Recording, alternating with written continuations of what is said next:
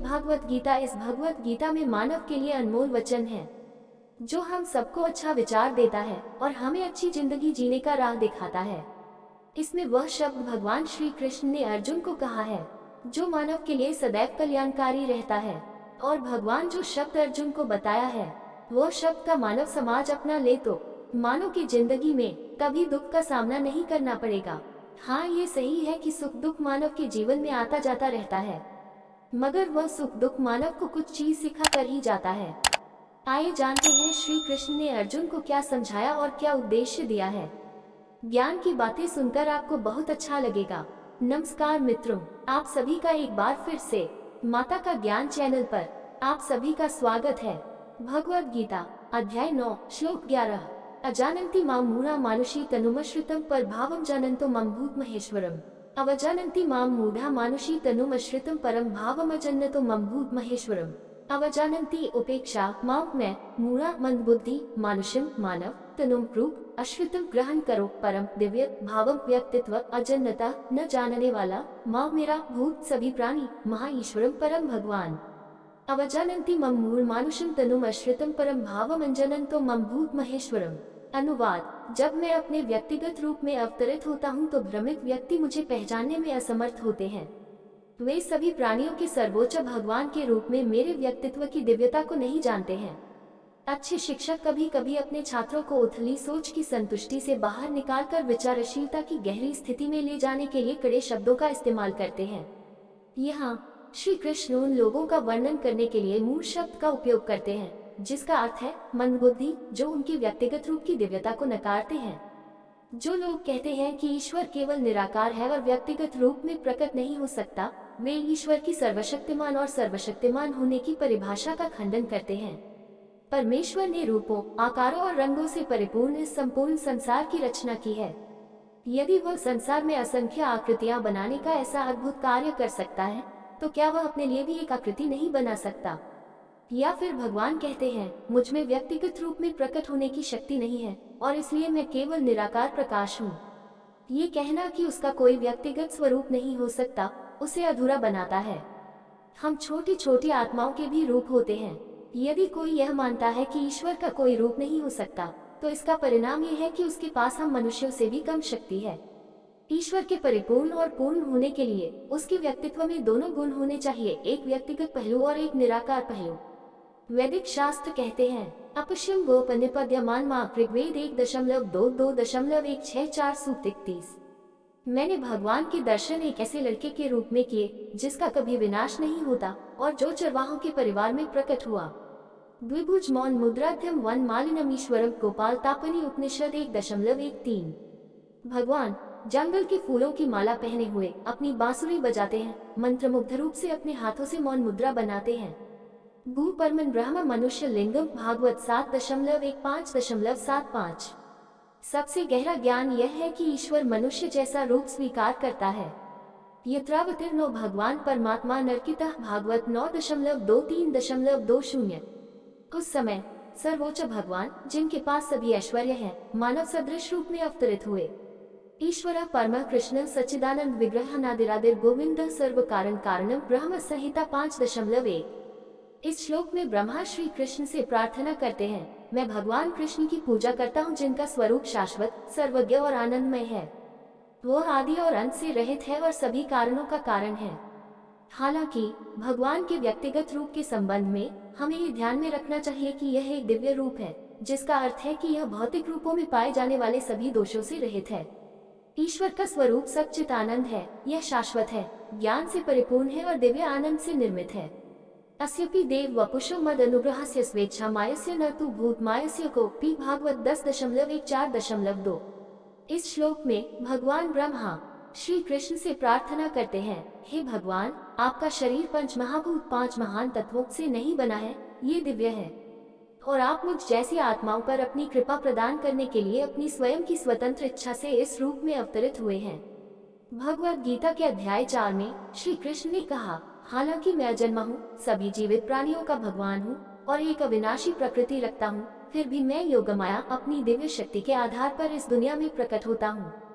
4.6 इसका अर्थ यह है कि ईश्वर न केवल साकार रूप धारण करता है बल्कि वह अवतार के रूप में भी संसार में अवतरित होता है। चूंकि हम आत्माएं अनादिकाल से संसार में जन्म लेती आ रही हैं, इसलिए यह संभव है कि हम पृथ्वी पर मानव रूप में तब मौजूद थे जब भगवान का पिछला अवतार पृथ्वी पर मौजूद था। ये भी संभव है कि हमने अवतरण देखा हो। हालांकि सीमा ये थी कि भगवान का रूप दिव्य था और हमारे पास भौतिक आंखें थीं। इसलिए जब हमने उन्हें अपनी आंखों से देखा तो हम उनके व्यक्तित्व की दिव्यता को पहचानने में असमर्थ रहे। ईश्वर के स्वरूप की दिव्य प्रकृति ऐसी है कि प्रत्येक व्यक्ति को उसकी दिव्यता केवल उसकी आध्यात्मिक शक्ति की सीमा तक ही महसूस होती है। जब सत्वगुण से प्रभावित लोग उन्हें देखते हैं तो वे सोचते हैं श्री कृष्ण एक विशेष व्यक्ति है, वह बहुत सक्षम है, लेकिन निश्चित रूप से भगवान नहीं है। जब रजोगुण के वशीभूत लोग उन्हें देखते हैं तो वे कहते हैं उनमें कुछ भी विशेष नहीं है, वह बिल्कुल हमारे जैसा ही है। जब तमोगुण से प्रभावित लोग उसे देखते हैं तो वे सोचते हैं वह अहंकारी और चरित्रहीन है, हमसे भी बहुत बुरा है। केवल ईश्वर प्राप्त संत ही उन्हें ईश्वर के रूप में पहचान सकते हैं, क्योंकि उनकी कृपा से उन्हें दिव्य दृष्टि प्राप्त हुई है। और इसलिए श्री कृष्ण कहते हैं कि जब वह दुनिया में अवतार लेते हैं तो अनजान भौतिक रूप से बंधी हुई आत्माएं उन्हें नहीं जानती हैं। भगवद गीता अध्याय 9 श्लोक 12। मोघाशा मोह कर्मणो मोह ज्ञान विचेतस राक्षसी मासुरी च प्रकृति मोहिनी श्रिता। मोक्षा मोह कर्माणो मोह ज्ञान विचेतस शशमासुरीं च प्रकृति मोहिनी श्रिता। मोघ आशा व्यर्थ आशाओं का, मोह कर्म व्यर्थ कर्मों का, मोह ज्ञान भ्रमित करने वाले ज्ञान का, विचेत भ्रमित, राक्षसी राक्षसी, आसुरिम नास्तिक च तथा एक आवश्यक प्रकृति भौतिक ऊर्जा मोहिनी हतप्रभ श्रिता शरण लो। मोक्षा मोह कर्मणो मोह ज्ञान विचेत राक्षसम आसुरिम च प्रकृति मोहिनी श्रिता। अनुवाद, भौतिक ऊर्जा से भ्रमित होकर ऐसे व्यक्ति आसुरी और नास्तिक विचारों को अपना लेते हैं। उस भ्रमित अवस्था में कल्याण की उनकी आशाएं व्यर्थ हैं, उनके सकाम कर्म व्यर्थ हैं और उनकी ज्ञान की संस्कृति भ्रमित है। ईश्वर के व्यक्तिगत स्वरूप के संबंध में दुनिया में अनेक प्रकार के नास्तिक विचार प्रचलित हैं। कुछ लोग ये घोषणा करते हैं कि ईश्वर संसार में व्यक्तिगत रूप में अवतरित नहीं हो सकते। परिणाम स्वरूप वे कहते हैं कि श्री कृष्ण भगवान नहीं थे, वह केवल एक योगी थे। दूसरों का कहना है कि भौतिक ऊर्जा के संपर्क के कारण श्री कृष्ण माया विशिष्ट ब्रह्म है, यानी सर्वोच्च दिव्यता का निम्न स्तर। फिर भी अन्य लोग कहते हैं कि श्री कृष्ण एक चरित्रहीन आवारा व्यक्ति थे जो वृंदावन की ग्वाल बालों के साथ घूमते थे। इस श्लोक के अनुसार ये सभी सिद्धांत गलत हैं और जो लोग इन्हें मानते हैं उनकी बुद्धि भौतिक ऊर्जा से भ्रमित होती है। श्री कृष्ण तो यहाँ तक कहते हैं कि जो लोग ऐसे अधर्मी दर्शन को अपनाते हैं वे आसुरी स्वभाव के होते हैं। चूंकि वे परमेश्वर के व्यक्तिगत स्वरूप के प्रति दैवीय भावनाएं नहीं रखते हैं, इसलिए वे उनकी भक्ति में संलग्न नहीं हो सकते हैं। और चूंकि ईश्वर के निराकार स्वरूप की भक्ति अत्यधिक कठिन है, इसलिए वे ऐसा भी नहीं कर सकते। परिणाम स्वरूप वे शाश्वत कल्याण के मार्ग से वंचित रह जाते हैं। भौतिक ऊर्जा के क्षणिक आकर्षण से भ्रमित होकर शाश्वत कल्याण की उनकी आशाएं व्यर्थ हैं। भगवद गीता अध्याय 9 श्लोक 13। महात्मानस्तु मा पार्थ दैवी प्रकृतिमाश्रिता भजन्त्यन्यं न सो ज्ञात्वा भूतादिमव्ययम्। महात्मस्तु मां पार्थ दैवीं प्रकृतिमश्रितः भजन्त्यान्यं मानसो ज्ञात्वा भूतादिमव्ययम्। महाआत्मानः महान आत्माएं तू, परंतु मां मैं पार्थ पृथा के पुत्र अर्जुन दैवी प्रकृति दिव्य ऊर्जा अश्रित आश्रय ले भजंती भक्ति में संलग्न हो अनन्य मनस मन को विशेष रूप से स्थिर करके ज्ञात्वा जानना भूत सारी सृष्टि आदिम मूल अव्ययम अविनाशी। महात्मस्तु मम पार्थ दैवी प्रकृति अश्रिता भजनत्यान्य मानसो ज्ञात्वा भूतादिम अव्ययम। अनुवाद, लेकिन हे पार्थ, जो महान आत्माएं मेरी दिव्य ऊर्जा का आश्रय लेती हैं, वे मुझे भगवान कृष्ण को सारी सृष्टि के मूल के रूप में जानते हैं। वे अपना मन विशेष रूप से मुझ पर केंद्रित करके मेरी भक्ति में लगे रहते हैं। श्री कृष्ण की प्रवचन शैली यह है कि वे बिल्कुल विपरीत तुलना करके बात को स्पष्ट कर देते हैं। मोहग्रस्तों और भ्रमित लोगों के तरीकों का वर्णन करने के बाद वह अब महान आत्माओं के बारे में बात करते हैं। भौतिक जीवन एक दीर्घकालीन स्वप्न है जिसका अनुभव वे आत्माएं कर रही हैं जो भौतिक ऊर्जा के वशीभूत होकर सो रही हैं। इसके विपरीत महान आत्माएं वे हैं जो अपनी अज्ञानता से जाग गए हैं और भौतिक चेतना को एक बुरे सपने की तरह किनारे कर दिया है। भौतिक ऊर्जा माया की पकड़ से मुक्त होकर वे अब दिव्य योगमाया ऊर्जा की शरण में हैं।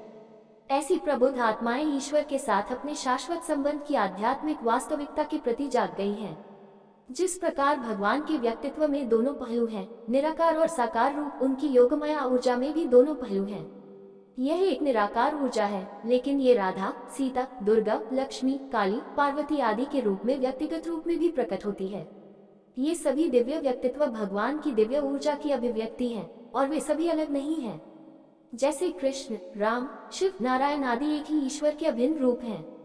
ब्रह्म वैवर्त पुराण में कहा गया है, यथा त्वं राधिका देवी गोलोके गोकुले तथा वैकुंठे च महालक्ष्मी भवती च सरस्वती कपिलस्य प्रिया कांता भारते भारती सती द्वारवत्यं महालक्ष्मी भवती रुक्मिणी सती त्वं सीता मिथिलाया च त्वच्छया द्रौपदी सती रावणेन हृता त्वं च रामस्य कामिनी।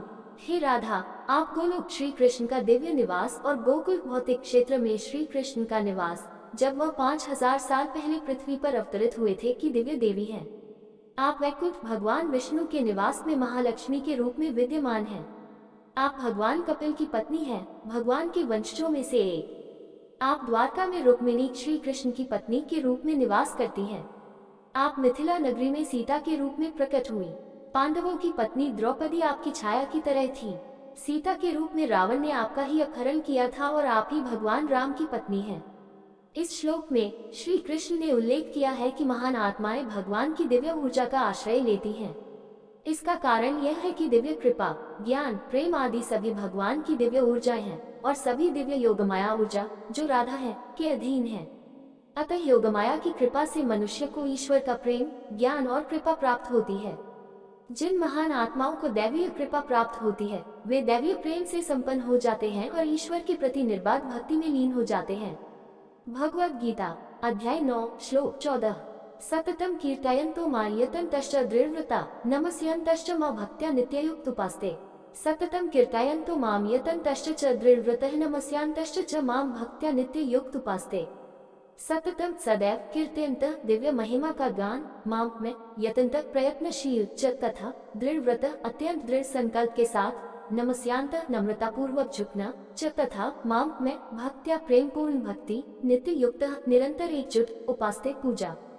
सततम कीर्तयन्तो मां यतन्तश्च च दृढ़व्रतः नमस्यन्तश्च च मां भक्त्या नित्य युक्त उपास्ते। अनुवाद, वे सदैव मेरी दिव्य महिमा गाते हैं, महान दृढ़ संकल्प के साथ प्रयास करते हैं और विनम्रता पूर्वक मेरे सामने झुकते हैं। वे लगातार प्रेम पूर्ण भक्ति में मेरी पूजा करते हैं। ये कहकर कि महात्मा लोग उनकी भक्ति में लगे रहते हैं, श्री कृष्ण अब बताते हैं कि वे किस प्रकार भक्ति करते हैं। उनका कहना है कि भक्त अपनी भक्ति का अभ्यास करने और उसे बढ़ाने के साधन के रूप में कीर्तन से जुड़ जाते हैं। भगवान की महिमा के जाप को कीर्तन कहा जाता है, जिसे इस प्रकार परिभाषित किया गया है, नाम लीला गुणादिनाम उच्चैर भाषा तू कीर्तन भक्ति रसामृत सिंधु 1.2.145 नाम, रूप, गुण, लीला, निवास की महिमा का गायन। और भगवान के सहयोगियों को कीर्तन कहा जाता है। कीर्तन भक्ति का अभ्यास करने का सबसे शक्तिशाली साधन है। इसमें श्रवण, सुनना, कीर्तन, जप करना और स्मरण, याद करना की 3 गुना भक्ति शामिल है। लक्ष्य मन को भगवान पर केंद्रित करना है, लेकिन श्रवण और जप के साथ करने पर यह आसान हो जाता है। जैसा कि अध्याय 6 में कहा गया है, मन हवा की तरह बेचैन है और स्वाभाविक रूप से एक विचार से दूसरे विचार की ओर भटकता रहता है। श्रवण और जप ज्ञान इंद्रियों को दैवीय क्षेत्र में संलग्न करता है, जिससे मन को बार बार भटकाव से वापस लाने में मदद मिलती है। कीर्तन के और भी कई फायदे हैं। अक्सर जब लोग जप माला पर मंत्र या भगवान के नाम का जाप या सादे ध्यान के माध्यम से भक्ति का अभ्यास करते हैं, तो वे खुद को नींद से अभिभूत पाते हैं। हालांकि कीर्तन एक ऐसी आकर्षक प्रक्रिया है कि यह आमतौर पर नींद को दूर भगा देती है। साथ ही जप वातावरण से ध्यान भटकाने वाली ध्वनियों को भी रोकता है। कीर्तन का अभ्यास समूहों में किया जा सकता है, जो सामूहिक भागीदारी को सक्षम बनाता है। इसके अलावा मन विविधता चाहता है, जो उसे भगवान के नाम, गुण, लीला, निवास आदि के रूप में कीर्तन के माध्यम से मिलती है। और कीर्तन के बाद से इसमें जोर जोर से जप करना शामिल है। भगवान के नामों की दिव्य तरंगे पूरे वातावरण को शुभ और पवित्र बनाती हैं। इन सभी कारणों से कीर्तन भारतीय इतिहास में संतों के बीच भक्ति का सबसे लोकप्रिय रूप रहा है। सभी प्रसिद्ध भक्ति संत सूरदास, तुलसीदास, मीराबाई, गुरु नानक, कबीर, तुकाराम, एकनाथ, नरसिंह मेहता, जयदेव, त्यागराज और अन्य महान कवि थे। उन्होंने अनेक भक्ति गीतों की रचना की और उनके माध्यम से वे जप, श्रवण और स्मरण में लगे रहे। वैदिक शास्त्र विशेष रूप से कली के वर्तमान युग में भक्ति की सबसे सरल और सबसे शक्तिशाली प्रक्रिया के रूप में कीर्तन की प्रशंसा करते हैं। कृते तो विष्णु त्रेतायम यजतो मख्य द्वापरे परिचर्याम कलो तद्धारी कीर्तनात् भागवत 12.3.52। सत्य युग में भक्ति की सर्वोत्तम प्रक्रिया भगवान पर सरल ध्यान था। त्रेता के युग में ये भगवान की खुशी के लिए बलिदान का प्रदर्शन था। द्वापर युग में देवताओं की पूजा ही अनुशंसित प्रक्रिया थी।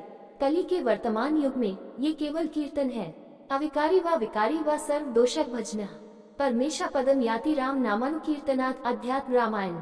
चाहे आप इच्छाओं से भरे हों या उनसे मुक्त हों, दोषों से रहित हों या उनसे पूर्ण हों, यदि आप भगवान राम के नाम के कीर्तन में संलग्न हैं, तो आप सर्वोच्च गंतव्य प्राप्त करेंगे।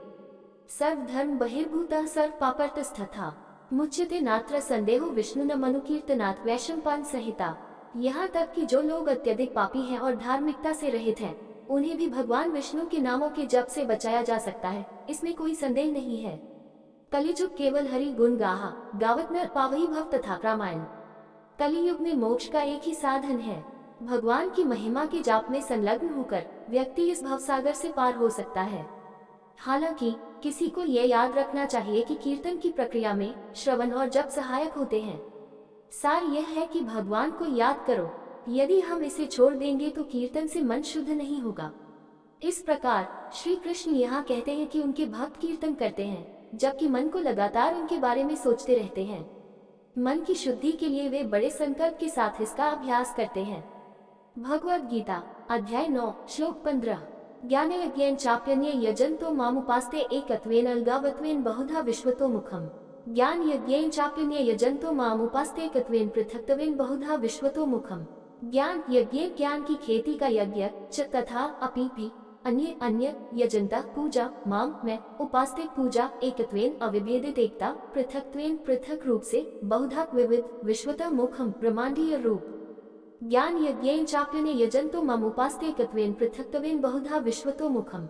अनुवाद अन्य लोग ज्ञान की खेती के यज्ञ में लगे हुए कई तरीकों से मेरी पूजा करते हैं। कुछ लोग मुझे अविभाज्य एकता के रूप में देखते हैं जो उनसे भिन्न नहीं है, जबकि अन्य मुझे उनसे अलग देखते हैं। फिर भी अन्य लोग मेरे ब्रह्मांडीय स्वरूप की अनंत अभिव्यक्तियों में मेरी पूजा करते हैं। साधकों आध्यात्मिक अभ्यासी पूर्ण सत्य तक पहुंचने के लिए आध्यात्मिकता के विभिन्न मार्गों का अनुसरण करते हैं। श्री कृष्ण ने पहले उनका वर्णन किया था जो भक्त हैं। वे भक्तिपूर्वक अपने आप को परम भगवान के चरण कमलों में उनके शाश्वत अंश और सेवक होने के भाव से समर्पित कर देते हैं। अब वह कुछ अन्य मार्गों का वर्णन करते हैं जिनका अनुसरण साधक करते हैं। जो लोग ज्ञान योग के मार्ग का अनुसरण करते हैं वे स्वयं को ईश्वर से भिन्न नहीं मानते हैं। वे सूत्रों पर गहराई से चिंतन करते हैं, जैसे तो हम मैं वह हूँ, शिव हम मैं शिव हूँ आदि। उनका अंतिम लक्ष्य अविभाज्य ब्रह्म के रूप में सर्वोच्च इकाई की प्राप्त करना है, जिसमें शाश्वतता के गुण है, ज्ञान और आनंद, लेकिन रूप गुणों और लीलाओं से रहित है। श्री कृष्ण कहते हैं कि ऐसे ज्ञान योगी भी उनकी पूजा करते हैं, लेकिन उनके निराकार सर्वव्यापी पहलू में। इसके विपरीत विभिन्न प्रकार के अष्टांग योगी आदि हैं जो स्वयं को भगवान से अलग देखते हैं और तदनुसार उनसे संबंधित होते हैं। फिर भी अन्य लोग प्रकट ब्रह्मांड को ईश्वर के रूप में पूजते हैं। वैदिक दर्शन में इसे विश्वरूप उपासना, भगवान के ब्रह्मांडीय रूप की पूजा कहा जाता है। पश्चिमी दर्शन में इसे ग्रीक शब्द पैंथ सभी और थियोस ईश्वर से मिलकर पेंथिज्म कहा जाता है।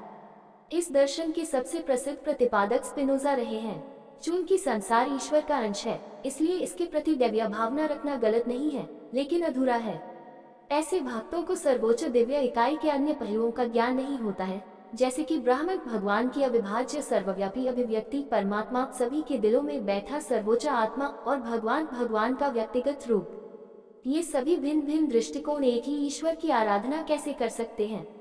श्री कृष्ण इसका उत्तर निम्नलिखित श्लोक में देते हैं। दोस्तों, ऐसे ही और कहानी सुनना या देखना चाहते हैं तो डिस्क्रिप्शन में लिंक मिल जाएगा, आप वहां जाकर देख सकते हैं। और आपसे निवेदन है कि यह वीडियो आपको अच्छा लगा हो तो लाइक शेयर सब्सक्राइब जरूर करें। धन्यवाद।